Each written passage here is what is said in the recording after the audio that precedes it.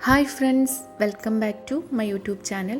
അപ്പോൾ ഇന്നത്തെ നമ്മുടെ റെസിപ്പി എന്ന് പറയുന്നത് ചിക്കൻ പിടിയാണ്. അപ്പോൾ ചിക്കൻ പിടി, കക്കറൊട്ടി, കുഞ്ഞിപ്പത്തൽ അങ്ങനെയൊക്കെ പല പേരുകളിൽ അറിയപ്പെടുന്ന ഒരു റെസിപ്പിയാണ്. അപ്പോൾ നമുക്കിത് എങ്ങനെ ഉണ്ടാക്കും നോക്കിയാലോ. ഇത് ഉണ്ടാക്കാൻ കുറച്ചൊരു ബുദ്ധിമുട്ടാണ്, നല്ല എളുപ്പമെന്ന് ഞാൻ പറയില്ല, പക്ഷേ നല്ല ടേസ്റ്റാണ്. അപ്പോൾ നമുക്ക് കുറച്ച് ടേസ്റ്റ് ഉള്ളത് കഴിക്കണമെങ്കിൽ കുറച്ച് ബുദ്ധിമുട്ടുണ്ടല്ലോ. അപ്പോൾ നമുക്കിത് എങ്ങനെ ഉണ്ടാക്കും നോക്കിയാലോ. അപ്പോൾ ആദ്യം അതിനായിട്ടൊരു പാൻ അടുപ്പത്ത് വെച്ച് ആവശ്യത്തിനുള്ള വെളിച്ചെണ്ണ ഒഴിച്ചു കൊടുക്കാം. ഇനി അതിലേക്ക് കട്ട് ചെയ്ത് വെച്ചിട്ടുള്ള സവാള ചേർത്ത് കൊടുക്കാം. 2 വലിയ സവാളാണ് ഞാൻ ചേർത്ത് കൊടുക്കുന്നത്. നന്നായിട്ടൊന്ന് വഴറ്റി കൊടുക്കാം. നമുക്ക് ചിക്കൻ കറിയൊക്കെ വെക്കുന്ന പോലെ തന്നെ. ഇനി അതിലേക്ക് ആവശ്യത്തിനുള്ള ഉപ്പ് ചേർത്ത് കൊടുക്കാം. ഉപ്പ് ചേർത്ത് കൊടുത്തിട്ടുണ്ടെങ്കിൽ പെട്ടെന്നൊന്ന് വഴന്ന് കിട്ടുകയും ചെയ്യും. അപ്പോൾ വീണ്ടും നന്നായിട്ടൊന്ന് വഴറ്റി കൊടുക്കാം. ഇനി കുറച്ച് കറിവേപ്പില ഇട്ട് കൊടുക്കാം. നന്നായിട്ടൊന്ന് വഴറ്റി കൊടുക്കാം. ഇനി അതിലേക്ക് 2 ടീസ്പൂൺ ഇഞ്ചി വെളുത്തുള്ളി ചതച്ചത് ചേർത്ത് കൊടുക്കാം. ഇഞ്ചി വെളുത്തുള്ളി പച്ചമുളകൊക്കെ ചതച്ചതാണ്. ചുവന്നുള്ളിയും ഇട്ടിട്ടുണ്ട്, അത് ഓപ്ഷനിലാണ്. നന്നായിട്ടൊന്ന് വഴറ്റി കൊടുക്കാം. ഇനി നന്നായിട്ടൊന്ന് ആയി വരുമ്പോൾ നമുക്കതിലേക്ക് തക്കാളി ചേർത്ത് കൊടുക്കാം. 2 തക്കാളിയാണ്, 2 മീഡിയം സൈസ് തക്കാളിയാണ് ചേർത്ത് കൊടുത്തിട്ടുള്ളത്. നന്നായിട്ടൊന്ന് വഴറ്റി കൊടുക്കാം.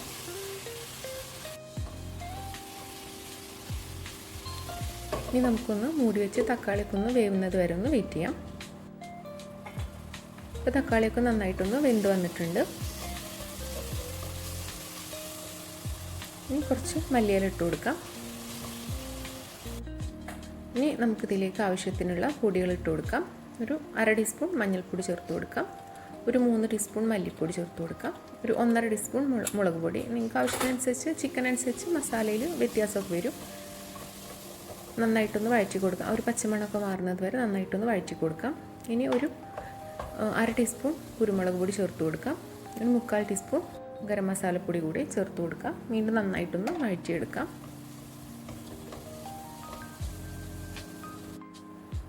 ഇനി കുറച്ച് പെരുംജീരകം പൊടിച്ചത് കൂടി ചേർത്ത് കൊടുക്കാം. ഇത് പെരുംജീരകം ഒരു പ്രത്യേക ടേസ്റ്റാണ് ചേർക്കുമ്പോൾ. നിങ്ങൾക്ക് പൊടി കയ്യിലില്ലെങ്കിൽ ഇഞ്ചി വെളുത്തുള്ളി അതൊക്കെ ചതക്കുമ്പോൾ ഒന്ന് കൂടെ ഇട്ട് കൊടുത്താലും മതി. ഇനി ചിക്കൻ വേവാൻ ആവശ്യത്തിനുള്ള വെള്ളം ഒഴിച്ചു കൊടുക്കാം. നമ്മളിത് പാനിലാണല്ലോ ഉണ്ടാക്കുന്നത്, കുക്കറിലല്ലല്ലോ. കുറച്ച് വെള്ളം വേണം, അല്ലെങ്കിൽ അടി പിടിക്കും. ഇനി കഴുകി വൃത്തിയാക്കി വെച്ചിട്ടുള്ള ചിക്കൻ ഇട്ട് കൊടുക്കാം. ഒരു 3/4 കിലോ അടുത്തുണ്ട് ചിക്കൻ, ചെറിയ പീസായിട്ടാണ്. ഇട്ട് കൊടുക്കാം. നന്നായിട്ടൊന്ന് ഇളക്കി കൊടുക്കാം. ഇനി നമുക്കത് കുറച്ച് മല്ലിയില ചേർത്ത് നമുക്കത് മൂടി വെച്ചിട്ട് ഒന്ന് വേവിക്കാൻ വെക്കാം. ഇതൊന്ന് വെന്ത് വരട്ടെ. നമുക്കിത് മാവ് റെഡിയാക്കാം. അപ്പോൾ ഞാൻ അരിപ്പൊടി വെച്ചിട്ടാണ് ഉണ്ടാക്കുന്നത്. അപ്പോൾ 2.5 കപ്പ് വറുത്ത അരിപ്പൊടിയാണ് ചേർത്ത് കൊടുക്കുന്നത്. ഇനി ഒരു തേങ്ങയുടെ ഒരു മിക്സ് ഉണ്ടാക്കണം. അപ്പോൾ ഒരു മിക്സിയുടെ ജാറിലേക്ക് ഒരു 1/2 കപ്പ് തേങ്ങ ഇട്ട് കൊടുക്കാം. പിന്നെ ഒരു 5-8 ചെറിയ ഉള്ളി ചേർത്ത് കൊടുക്കാം. പിന്നെ 1 ടീസ്പൂൺ നിറച്ച് വലിയ ജീരകം ചേർത്ത് കൊടുക്കാം. നന്നായിട്ടൊന്ന് ക്രഷ് ചെയ്തെടുക്കാം. നന്നായി അരച്ചെടുക്കേണ്ട, ഒന്ന് ക്രഷ് ചെയ്തെടുത്താൽ മതി. നമുക്ക് ഈ മാറ്റി വെച്ചിട്ടുള്ള അരിപ്പൊടിയിലേക്ക് ഇതിട്ട് കൊടുക്കാം.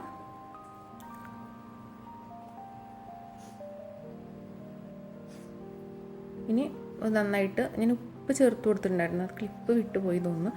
അപ്പോൾ ഈ ഉപ്പും പിന്നെ ഈ തേങ്ങയുടെ മിക്സൊക്കെ കൂടി നന്നായിട്ടൊന്ന് മിക്സ് ചെയ്യാം. ആദ്യം അത് നന്നായിട്ടൊന്ന് മിക്സ് ചെയ്യാം. ഇനി ഇതിലേക്ക് വേണ്ട തിളച്ച വെള്ളമാണ്. നമ്മൾ നൂൽപ്പുട്ടൊക്കെ കുഴച്ചെടുക്കുന്ന പോലെയാണ് ഇത് കുഴച്ചെടുക്കുന്നത്. അപ്പോൾ ഞാനിപ്പോൾ ഒഴിച്ചിട്ടുള്ളത് ഒരു 2 കപ്പ് അടുത്താണ്. നമുക്ക് നോക്കിയിട്ട് ഒഴിക്കാം, കാരണം വെള്ളത്തിൻ്റെ അളവൊക്കെ പല പൊടിക്കനുസരിച്ചിട്ട് മാറ്റമുണ്ടാവും.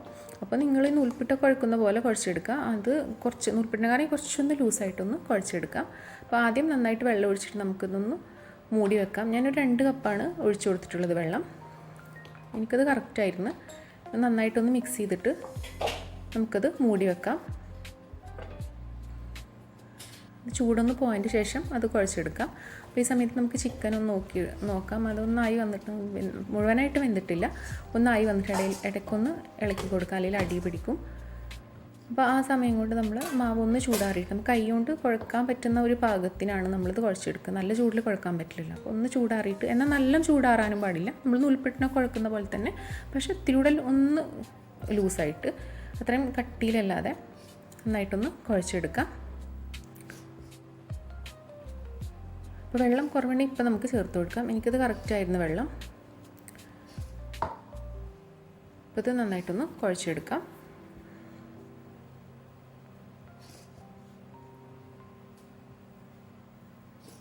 അപ്പോൾ ഇത് കുഴച്ചെടുത്തിട്ടുണ്ട്.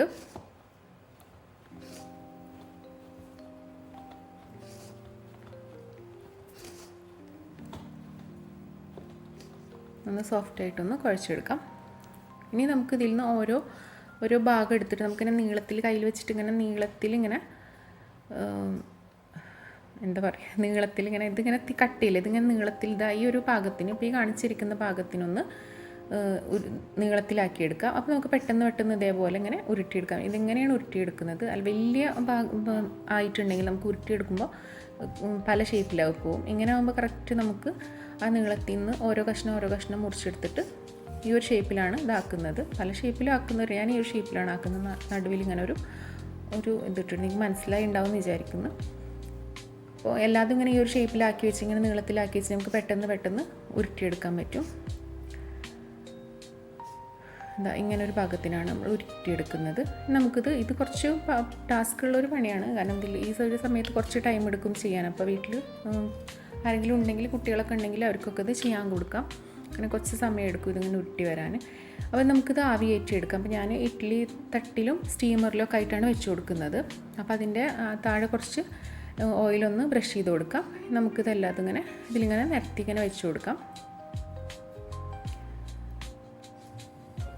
ഞാൻ ഈ ടൈമിൽ ഇഡ്ഡലിയുടെ ചെമ്പ് വെച്ചിട്ടുണ്ടായിരുന്നു.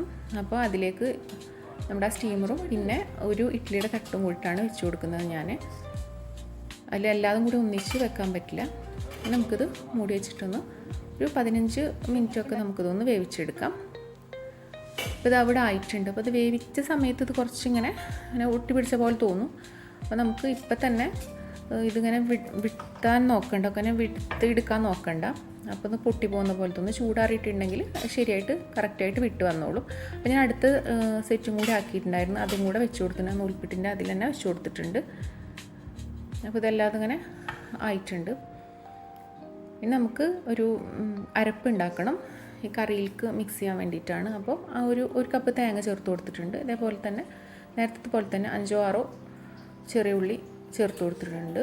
പിന്നെ ഒരു ടീസ്പൂൺ ജീരകം ചേർത്ത് കൊടുത്തിട്ടുണ്ട്. പിന്നെ ഒരു 1/4 ടീസ്പൂൺ മഞ്ഞൾപ്പൊടി കൂടെ ചേർത്തിട്ട് നന്നായിട്ട് നല്ല ഫൈനായിട്ട് നമുക്കിത് അരച്ചെടുക്കാം. ഇതിങ്ങനെ നന്നായിട്ടൊന്ന് അരച്ചെടുക്കാം. നമ്മൾ ചിക്കനൊക്കെ ഇവിടെ റെഡിയായിട്ട് വന്നിട്ടുണ്ട്. നല്ല വറ്റി കുറുകി വന്നിട്ടുണ്ട്. നമുക്ക് അരപ്പ് ചിക്കനിലേക്ക് ചേർത്ത് കൊടുക്കാം. നന്നായിട്ടൊന്ന് മിക്സ് ചെയ്യാം.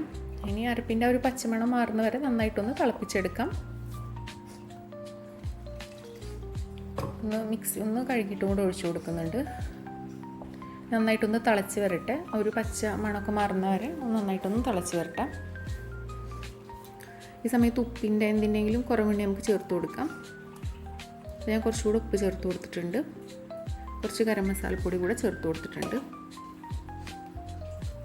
നന്നായിട്ടൊന്ന് മിക്സ് ചെയ്തെടുക്കാം.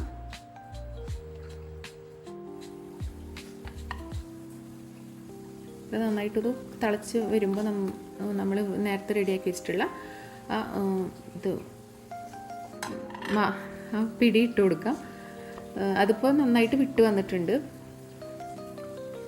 നന്നായിട്ട് മിക്സ് ചെയ്തെടുക്കാം. നന്നായിട്ട് മിക്സ് ചെയ്യാം എല്ലാം കൂടിയിട്ട്. ഇപ്പോൾ കുറച്ചൊരു ലൂസായിട്ട് പോലെ തോന്നും. അത് നമ്മളിത് ഒന്ന് സെറ്റാവും തോറും അത് ശരിയാവും. ഇനി നമുക്കിതൊന്ന് എല്ലാം കൂടി ഒന്ന് ഈ മസാലയും ഈ പിടിയൊക്കെ കൂടി ഒന്ന് യോജിപ്പിക്കാൻ വേണ്ടിയിട്ട്, ചിക്കനൊക്കെ ഒന്ന് യോജിപ്പിക്കാൻ വേണ്ടിയിട്ട് കുറച്ച് നേരം ഇതൊന്ന് ഒരു 5 മിനിറ്റ് ഒന്ന് ചെറിയ തീയിലൊന്ന് മൂടി ഒന്ന് വെക്കാം. ഇനി നമുക്കിതിലേക്കൊന്ന് താളിച്ചൊഴിക്കാം. ഇത് നിർബന്ധമല്ല, പക്ഷേ താളിച്ചൊഴിക്കുമ്പോൾ താളിച്ച ഒരു മണമൊക്കെ ഇഷ്ടമുണ്ടെങ്കിൽ ഇതിങ്ങനെ ചെയ്തെടുക്കാം. അപ്പോൾ കുറച്ച് നെയ്യിലാണ് ഞാൻ ചെയ്തെടുക്കുന്നത്. നെയ്യിലായാലും കുഴപ്പമില്ല, ഓയിലായാലും മതി. ഒരു 5-6 ചെറിയ ഉള്ളി ഇട്ട് കൊടുക്കാം. പിന്നെ കുറച്ച് കറിവേപ്പിലയും കൂടെ ചേർത്ത് കൊടുക്കാം. ഇത് സ്കിപ്പ് ചെയ്താലും കുഴപ്പമൊന്നുമില്ല. ചെയ്യുമ്പോൾ ഒരു മണം നല്ലതാണല്ലോ. അപ്പോൾ ഇനി നമുക്ക് ഇതിലേക്ക് ഒഴിച്ചു കൊടുക്കാം. ഇപ്പോൾ ഇതൊന്ന് വറ്റി കുറുകി വന്നിട്ടുണ്ട്. ഇനി ഈ സമയത്ത് തീ ഓഫാക്കാം. കുറച്ച് നേരം ഒന്ന് മൂടി വെക്കാം. ഇനിയും തീ ഉണ്ടെങ്കിൽ ഇത് നന്നായിട്ട് ഭയങ്കര ഡ്രൈ ആയിപ്പോവും. കാരണം ഇത് ഇരിക്കും തോറും ഇങ്ങനെ കട്ടിയായിട്ട് വരും. അപ്പോൾ ഈ സമയത്ത് നമുക്ക് തീ ഓഫാക്കി വെക്കാം. ഇനി മൂടി തുറന്നിട്ട് നന്നായിട്ട് എല്ലാം കൂടി ഒന്ന് മിക്സ് ചെയ്യാം. വേണ്ടില്ലേ, വറ്റി നന്നായിട്ടൊന്ന് കുറുകി വന്നിട്ടുണ്ട്. അപ്പോൾ ഇതിവിടെ റെഡി ആയിട്ടുണ്ട്. ഇത് റെഡി ആയിട്ട് ഒരു 10-15 മിനിറ്റ് കഴിഞ്ഞ് തുറന്ന് നോക്കിയിട്ടുണ്ടെങ്കിൽ ഇങ്ങനെ റെഡി ആയിട്ടുണ്ടാവും. വെള്ളമൊക്കെ ഒന്ന് വറ്റി ഇങ്ങനെ കുറുകി വന്നിട്ടുണ്ടാവും.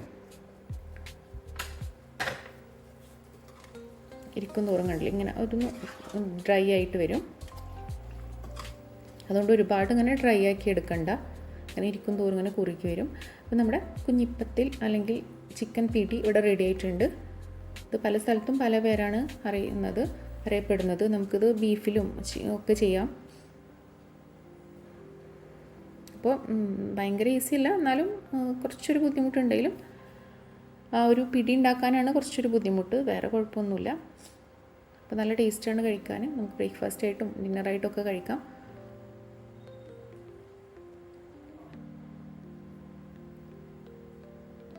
അപ്പം എല്ലാവരും ഒന്ന് ട്രൈ ചെയ്ത് നോക്കുക. വീഡിയോ ഇഷ്ടപ്പെട്ടെങ്കിൽ സബ്സ്ക്രൈബ് ചെയ്യുക, സപ്പോർട്ട് ചെയ്യുക. പുതിയൊരു